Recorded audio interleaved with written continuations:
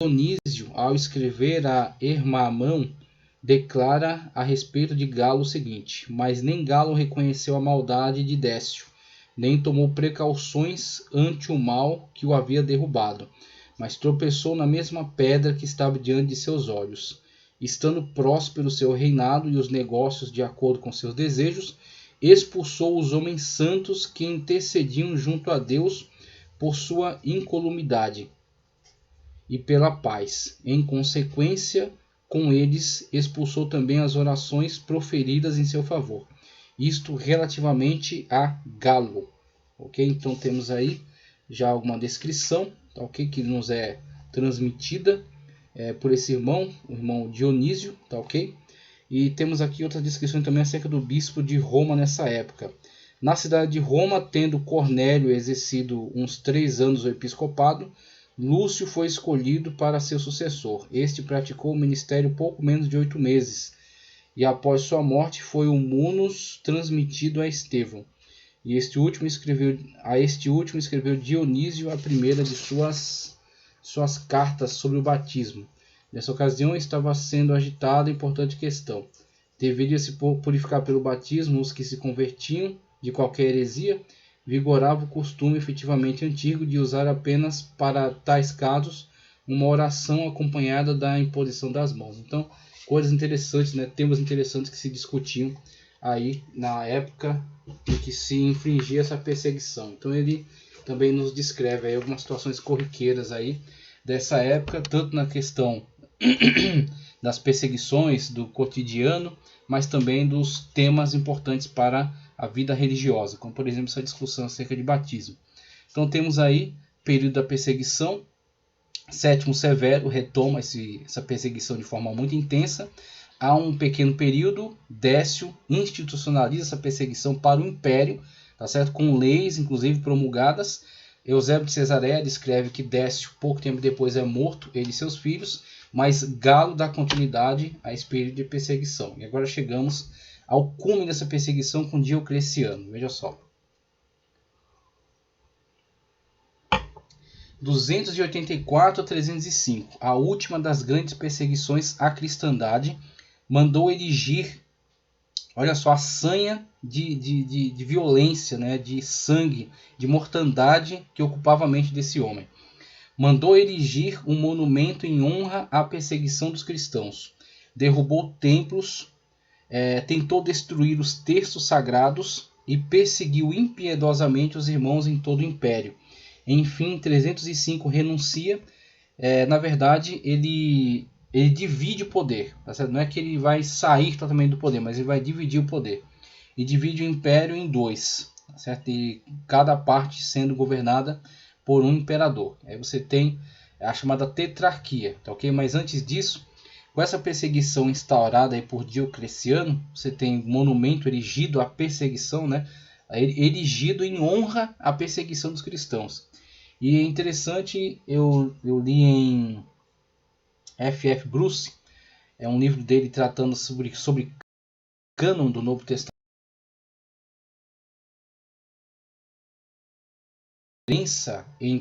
A diferença que já se fazia nessa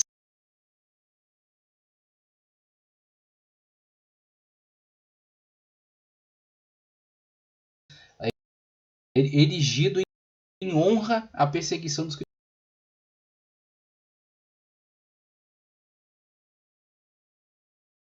cristãos. E é interessante, eu li em F.F. Bruce, é um livro dele tratando sobre cânon do Novo Testamento, ele falando que um dos aspectos interessantes para você perceber a diferença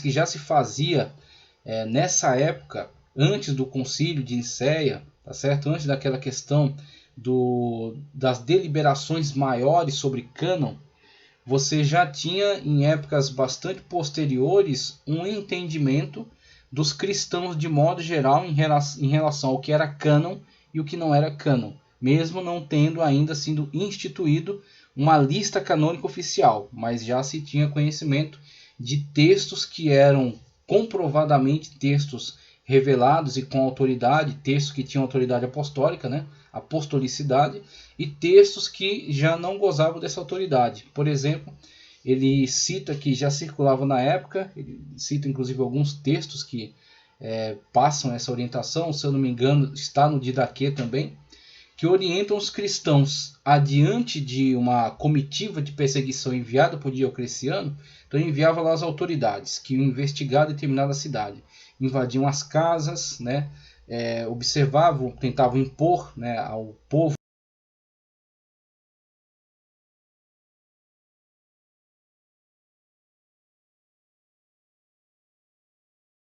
foram ordenados a vasculhar as casas em busca dos textos, em busca dos livros sagrados. Ele começou a compreender o poder, ele começou a compreender a autoridade que o texto sagrado exercia sobre a vida cristã. E aí ele infringe uma perseguição para tentar eliminar também os textos, coisa que foi feita também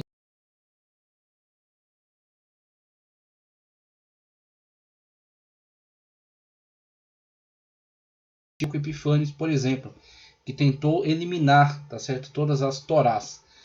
Então também aqui nós vemos essa atenção do perseguidor para com os textos. Já circulava naquela época uma orientação de que se a pessoa fosse exposta a esse tipo de averiguação, ela deixasse fácil, tá certo? Deixasse acessível os textos que não são revelados, textos que não são de autoridade apostólica. Então as pessoas tinham esses textos, não é que eles estavam totalmente proibidos de ler, eles liam o Didaquê, eles liam o Pastor de Hermas, eles liam o livro de Enoque, eles liam esses livros de sabedoria de Salomão, de Eclesiástico, tá certo? Que depois consta lá na Bíblia Católica. Então esses textos circulavam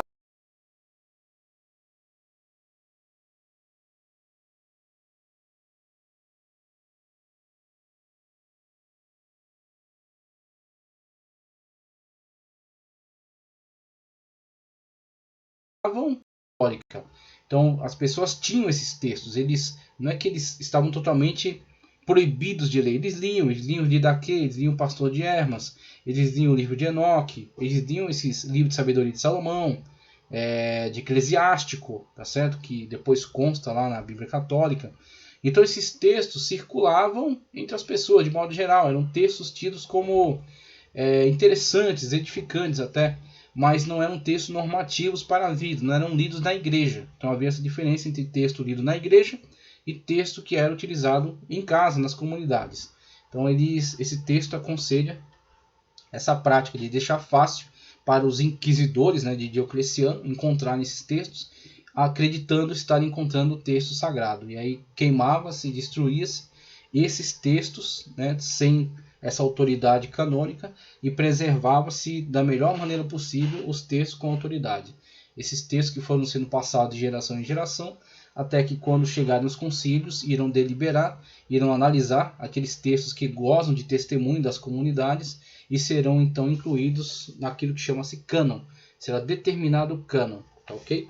A partir dos testemunhos das comunidades sobre a autoridade desses textos. O cânon não foi inventado, o cânon foi confirmado. A autoridade, eles já gozavam de autoridade, né? Que foi lhes dado. Eles já tinham essa autoridade. O que é interessante observar esse aspecto também nesse contexto de perseguição, da perseguição aqui de Diocleciano, 284 a 305.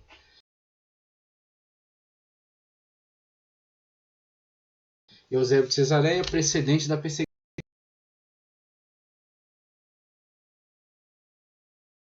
Eusébio, que nos descreve um pouco da situação interna da igreja, porque ele também tem esse cuidado.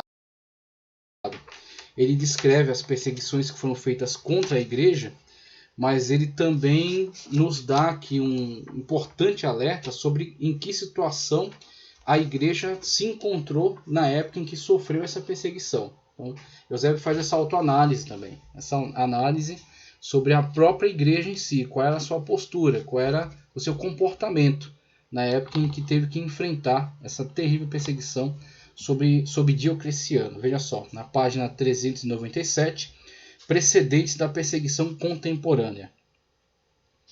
ultrapassa nossas forças expressar de modo adequado a grandeza e a qualidade do respeito e da liberdade de que antes da perseguição contemporânea usufruía a pregação da religião do Deus do universo anunciada por Cristo e todos os homens gregos e bárbaros a fim de ser vivida. Comprova-se a benevolência dos príncipes para com os nossos.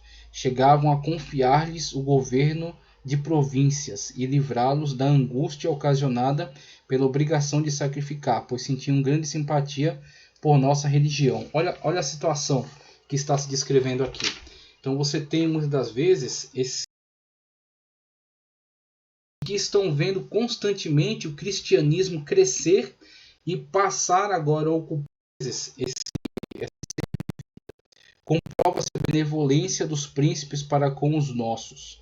Chegavam a confiar-lhes o governo de províncias e livrá-los da angústia ocasionada pela obrigação de sacrificar, pois sentiam grande simpatia por nossa religião. Olha a situação que está se descrevendo aqui.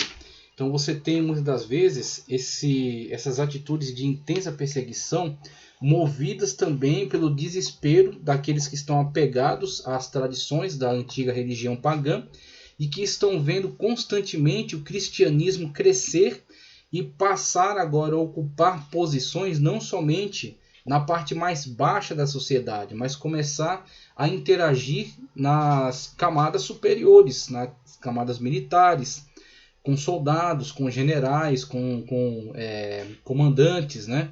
Com centuriões, okay? Que estão agora aderindo, que estão agora entregando sua vida a Cristo. E estão de fato, depois de vislumbrarem tantos espetáculos de carnificina, de mortandade e de coragem por parte dos irmãos, de muita valentia, ao enfrentar essas situações e manterem-se firmes, fiéis a Cristo, não cederem para aceitar o libelo, eles têm visto e têm sido cada vez mais convencidos de que eles estão servindo a um Deus verdadeiro, a um Deus vivo, a um Deus que de tão começa a minar a sua resistência, como já falamos ao longo, né, dos períodos iniciais de perseguição, nos quais os cristãos, resistindo, ao mesmo tempo que serviam de espetáculo, serviam também de questionamento para aqueles que assistiam a esses espetáculos, né? Por que eles resistem assim? Por que eles são tão resolutos nessa sua fé? Por que eles insistem nessa decisão? E assim é isso que começamos a observar a partir da fala de Eusébio, aqui nessa leitura.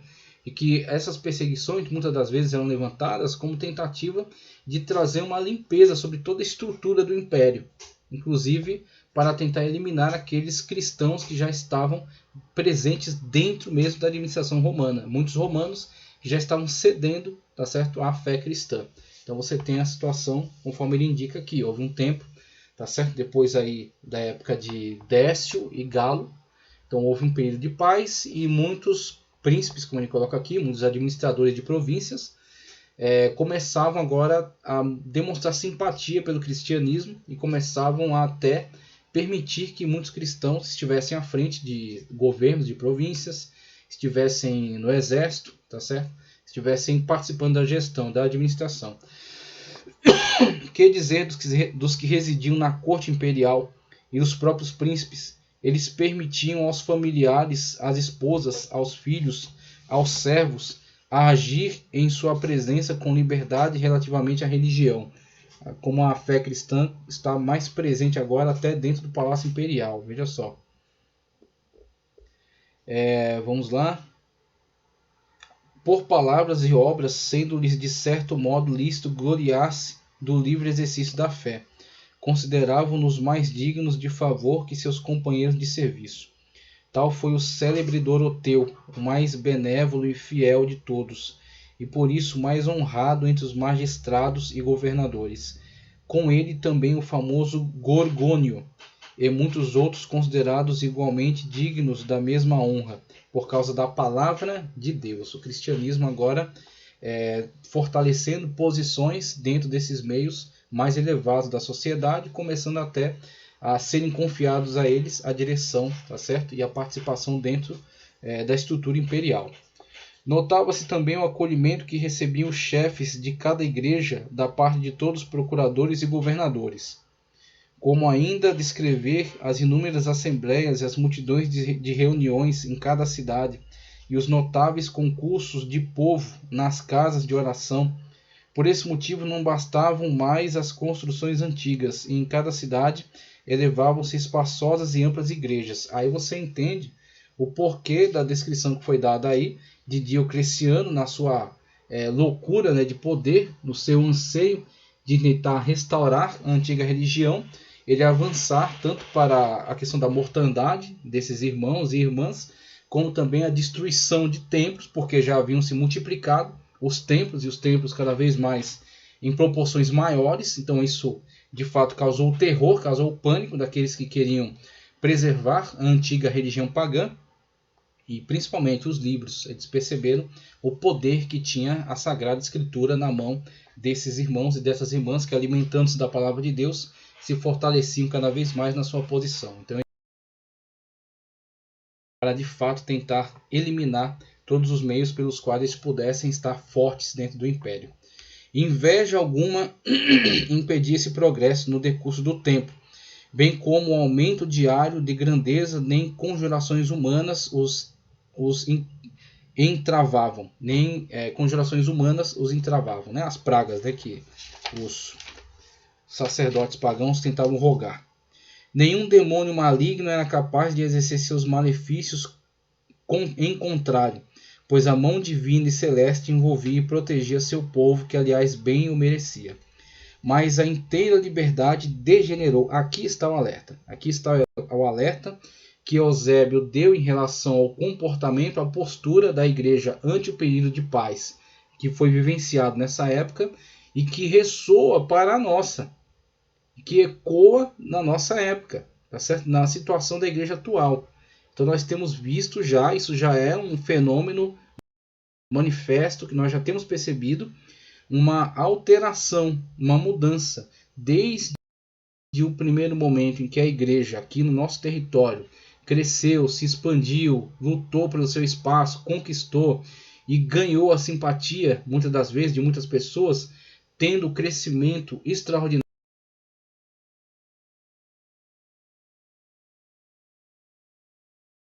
que teve desde 1900 para cá, e a época atual, onde nós temos visto multiplicarem-se muitas das vezes um antagonismo, tá certo? Uma insatisfação, uma crítica, e nem sempre injusta, muitas das vezes justificada pelos escândalos, justificada, né, por muito comportamento leviano, comportamento errado, comportamento anticristão em um cristão, uma coisa extremamente contraditória, mas real. Então, existe muitas das vezes situações nas quais parte da perseguição é causada também por esta falta de comprometimento, essa falta de responsabilidade na maneira como operar a sua fé, na maneira como operar a mordomia cristã.